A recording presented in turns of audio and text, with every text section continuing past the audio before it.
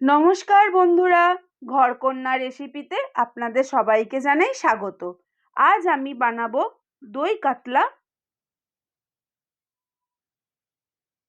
দই কাতলা বানানোর জন্য প্রথমে আমি মাছগুলোকে নুন মাখিয়ে নেব। আমি এখানে 800 গ্রাম কাতলা মাছের পেটি নিয়েছি। আমি এই রান্নাতে কোনো রকম হলুদ দেব না, পুরো রান্নাটাই হবে হলুদ ছাড়া। কড়াইয়ে তেল গরম হয়ে গেলে আমি এক এক করে মাছগুলো দিয়ে মাছগুলো ভেজে নেব।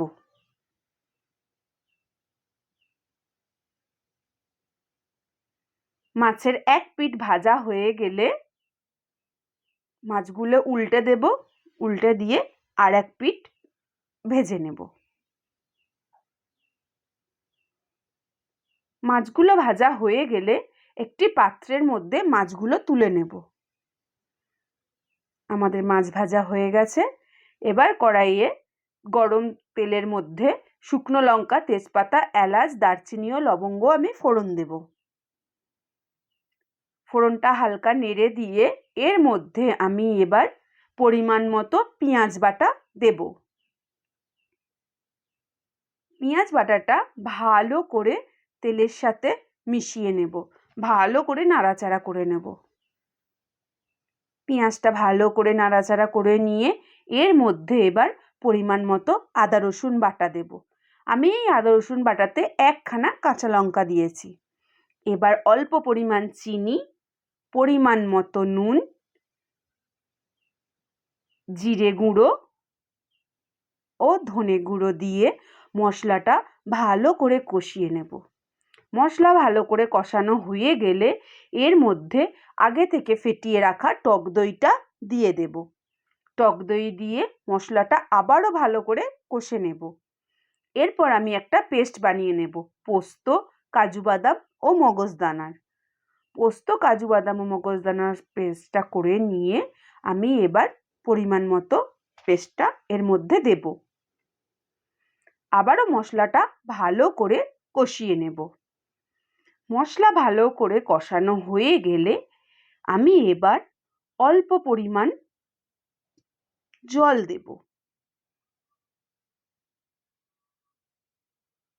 অল্প পরিমাণ জল দিয়ে মশলাটা ভালো করে নাড়াচাড়া করে নেব। ভালো করে নাড়াচাড়া করে নিয়ে আমি একটু চাপা দিয়ে দেব। গ্যাসের ফ্লেমটা জোর দিয়ে আমি একটু চাপা দিয়ে দেব।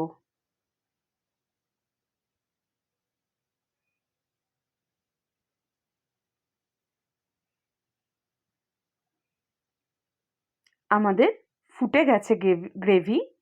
এরপরে আমি আগে থেকে ভেজে রাখা মাছগুলো এক এক করে এর মধ্যে দিয়ে দেব।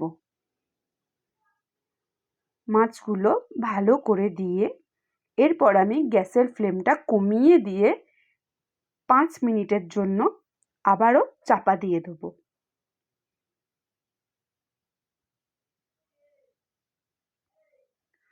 5 মিনিট পর চাপা খুলে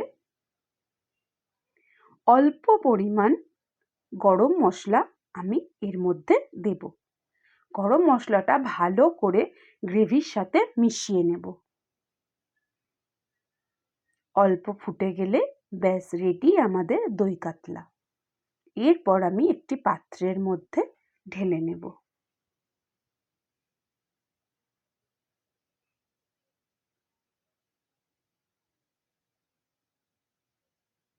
যদি আপনাদের আমার রান্নাটি ভালো লেগে থাকে তাহলে একটা লাইক করবেন, রান্নাটি শেয়ার করবেন এবং আমার চ্যানেলটিকে সাবস্ক্রাইব করে দেবেন।